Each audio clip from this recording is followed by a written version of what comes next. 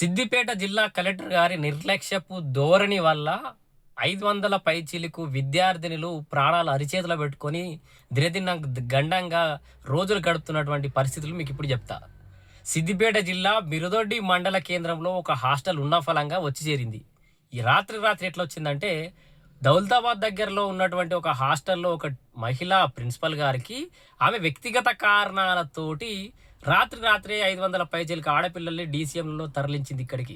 అక్కడ తల్లిదండ్రులంతా ఆందోళన వ్యక్తం చేసిరు. ఇవాళ అక్కడ మాకు చెప్పకుండా హాస్టల్ తరలించారు, మాకు చెప్పకుండా మా ఆడపిల్లలు నమ్ముకుంటే ఏంది పరిస్థితి అని చెప్పేసి కూడా ఆందోళన వ్యక్తం చేసిరు. అయితే ఇక్కడ ఆ తరలించిన మిరుదొడ్డి దగ్గర ఉన్నటువంటి హాస్టల్లో కూడా సరైన వసతులు లేవు, చాలా ప్రమాదకరమైన స్థితిలో బిల్డింగ్ ఉంది. వర్షం పడితే నీళ్లు డైరెక్ట్ క్లాస్ రూమ్లోకి పోయే పరిస్థితి, గోడలు లేవు, సేఫ్టీ వాల్స్ లేవు, వాటర్ లేవు. ఆఖరికి ఆడపిల్లలు బాత్రూమ్ పోతే నీళ్లు రాక పేపర్లతోటి పని చేసుకున్నటువంటి పరిస్థితి చాలా దారుణం. ఇది చెప్పాలంటేనే బాధ అనిపిస్తుంది. అక్కడికి వెళ్ళేసరికి ఆడపిల్లలు గొడ ఏడిచిరు. అంత పెద్ద ఎత్తున తల్లిదండ్రులు ఆందోళన చేసిరు. ఇవన్నీ చేసిన తర్వాత ఆ సదరు ప్రిన్సిపల్ ఏదో ట్రాన్స్ఫర్ పెట్టుకొని వెళ్ళిపోయినట్టుగా తెలుస్తోంది.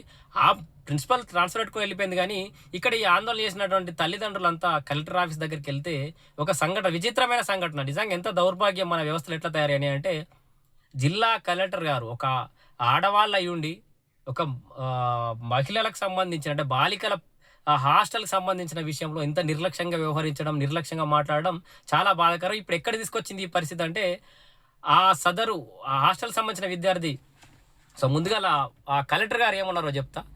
ఇక్కడ హాస్టల్ తరలించాలా మేడం, ఇక్కడ కోతుల బెడద ఉంది, ప్రమాదకర స్థితిలో పిల్లలు మహిళలు ఉన్నటువంటి పరిస్థితి, పైనుంచి పడే అవకాశం కనబడుతుంది, బట్టలు ఆరగేసుకోవడానికి ప్లేస్ లేదు, కోతుల బెడద ఎక్కువ ఉంది, పక్కకు టెంపుల్స్ ఉండి మైక్ సౌండ్లు డైరెక్ట్గా క్లాస్ రూమ్లకి వస్తున్నటువంటి పరిస్థితి అని చెప్పేసి వివరిస్తే, మరి మంచి హాస్టల్ మీరే కట్టియచ్చు కదా అని కలెక్టర్ గారు ఒక పేరెంట్ తోటి అన్నారు. అంటే అక్కడ ఫోటోలు వీడియోలు తీయనియదు కదా మేడం, తీయనియలేదు. సో మేమే కట్టించిన తర్వాత కట్టించే పొజిషన్లో ఉంటే హాస్టల్ ఎందుకు జాయిన్ చేస్తాం మేడం అని చెప్పేసి ఆ తండ్రి కూడా ఆల్రెడీ సమాధానం ఇచ్చిండు.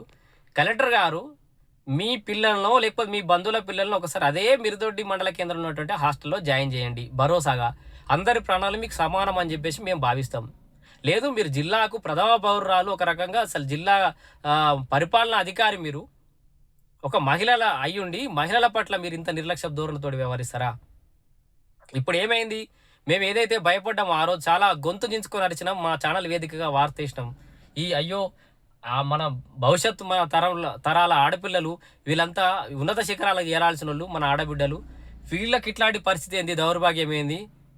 ఎవరెవరో సెలబ్రిటీలకు వాళ్ళ కోసం వీళ్ళ కోసం ఫెసిలిటీస్ కోసం వేల కోట్లు ఖర్చు పెడతాం, మన ఆడబిడ్డల కోసం మనం మంచి హాస్టళ్లలో ఉంచలేమా అని చెప్పేసి కొట్లాడి ఆ వార్త వేయడం జరిగింది.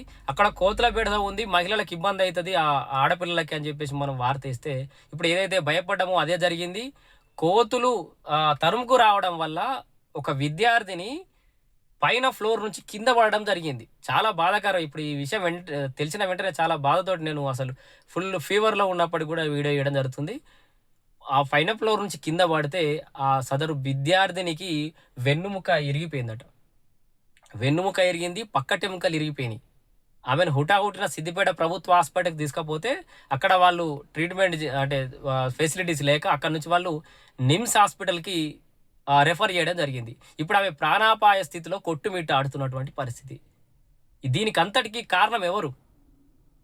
సో ఇక్కడ అర్ధరాత్రి ఉన్న ఫలంగా హాస్టల్ను షిఫ్ట్ చేసి ఒత్తిడి రావడంతో ట్రాన్స్ఫర్ పెట్టుకొని వెళ్ళిపోయినటువంటి ఆ ప్రిన్సిపాల్ మేడంతో సహా అక్కడ వెనకాల హాస్టల్ తీసుకోవడం కోసం కమిషన్ల కోసం కకృతి పడ్డ ఆ కొంతమంది కకృతి ఎదవలతో సహా వీళ్ళందరినీ సమర్థిస్తూ మీరే హాస్టల్ కట్టియచ్చు కదా అని తల్లిదండ్రుల మీదకి నిర్లక్ష్యంగా సమాధానం చెప్పినటువంటి జిల్లా కలెక్టర్ గారు కూడా దీని మీద రెస్పాన్సిబిలిటీ తీసుకోవాల్సిన అవసరం ఉంది. దీనికి బాధ్యత వహించాలి.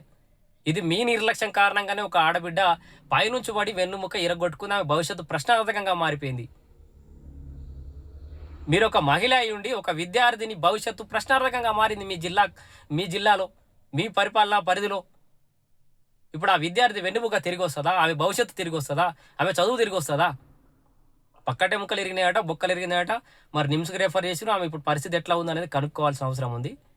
సో ఇట్లా ఉన్న ఫలంగా హాస్టల్ అక్కడి నుంచి ఇక్కడికి షిఫ్ట్ చేయడం, అక్కడ 90,000 ఏమో ఉన్నటువంటి అద్దె కాస్త ఇక్కడ 1,50,000 20,000 సమ్ అటు ఇటుగా అద్దె సెట్ చేయడం అంటే కేవలం ఈ భవనాల యాజమానులకు లాభం చేకూర్చే విధంగా, ఆ ప్రిన్సిపల్ మేడంకి ఏదో లాభం చేకూర్చే విధంగా వ్యవహరించినటువంటి ఈ తీరుతోటి 575 మంది విద్యార్థినుల ప్రాణాలైతే అక్కడ ఫనంగా పెట్టినటువంటి పరిస్థితి చూస్తున్నాం. సో సిద్దిపేట జిల్లా కలెక్టర్ గారి నిర్లక్ష్యపు ధోరణికి ఒక విద్యార్థి అయితే బలైతున్నటువంటి పరిస్థితి కనబడుతోంది. మరి ఆ విద్యార్థిని త్వరగా కోలుకొని బయటకు వచ్చి ఇట్లాంటి దుర్మార్గపు వ్యవస్థని ప్రశ్నించాలని కోరుకుంటున్నాను నేను. సిద్దిపేట జిల్లా కలెక్టర్ గారు దీని మీద సమాధానం చెప్పాలి. ఇట్లా ఈ విద్యార్థిలాగా ఇంకా కొంతమంది విద్యార్థులు పడకుండా ఉండాలంటే ఇమ్మీడియట్లీ వెంటనే అక్కడ ఉన్నటువంటి హాస్టల్ అక్కడిని తరలించి కలెక్టర్ గారు వీరైతే మీ సొంత ఇంట్లో తీసుకుపోయి పెట్టుకోవాలి పిల్లలందరినీ. లేదంటే కలెక్టరేట్లోనే ఈ పిల్లలందరినీ తీసుకొచ్చి పెడతాం. సో కలెక్టరేట్ ముట్టడికి కూడా అందరు విద్యార్థుల తల్లిదండ్రులు కూడా అందరు సిద్ధమవుతున్నటువంటి పరిస్థితి. సో ఇట్లా నిర్లక్ష్య సమాధానం చెప్పడం వల్ల మీరు అప్పుడు చాలా చిన్న విషయంగా కొట్టిపాడేసి ఉండొచ్చు. ఇప్పుడు ఎక్కడ దాకా వచ్చింది చూడండి ఒకసారి. సిద్దిపేట జిల్లా కలెక్టర్ గారు వీరైనంత త్వరగా ఈ అంశం మీద ఆలోచన చేసి ఆ మిరుదొడ్డి మండల కేంద్రంలో ఉన్నటువంటి ఈ మహిళల హాస్టల్ని మరి ఆ దగ్గరలోని అటు సిద్దిపేట తీసుకొస్తారా, లేకపోతే దుబ్బాక తీసుకుపోతారా, మళ్ళీ ఆ దౌలతాబాద్ దగ్గరికి తీసుకుపోతారా, మీకు నియర్ బై ఎక్కడ మంచి బిల్డింగ్ ఫెసిలిటీస్ దొరుకుతాయో అక్కడికి షిఫ్ట్ చేసి ఈ విద్యార్థినికి ఖచ్చితంగా నష్టపరిహారం చెల్లించాలి. ₹1,00,00,000 నష్టపరిహారం సిద్దిపేట జిల్లా కలెక్టర్ గారు వాళ్ళ ప్రత్యేకం వాళ్ళ పర్సనల్ ఫండ్లకి వెళ్ళి తీసి వాళ్ళకి ₹1,00,00,000 ఇవ్వాలని చెప్పేసి కూడా నేను డిమాండ్ చేస్తున్నా. అప్పటికి ఆ రోజు ఆందోళన జరిగినప్పటి నుంచి ఇప్పటి వరకు ఎన్ని టీసీలు తీసుకున్నారో ఒకసారి కనుక్కోండి. అక్కడ ఆ కాలేజీ నుంచి ఆ స్కూల్ నుంచి మొత్తం టీసీలు తీసుకొని వెళ్ళిపోతున్నారు చాలామంది భయపడి. మరి ఇంత సెక్యూరిటీ కల్పించలేనప్పుడు, ఇంత భద్రత కల్పించలేనప్పుడు పేద విద్యార్థులు మీరు ప్రభుత్వ పాఠశాలలో జాయిన్ చేయరు అంటే ఎడికెళ్ళి జాయిన్ చేస్తారు. సో వీలైనంత తొందరగా ఈ అంశం మీద చర్యలు తొందరగా యాక్షన్ తీసుకొని ఈ విద్యార్థినికి తగు నష్టపరిహారం అందజేసి మిగతా వారికి భరోసా కల్పించాలని చెప్పేసి సిద్దిపేట జిల్లా కలెక్టర్ గారిని కోరుతున్నా. Thank you.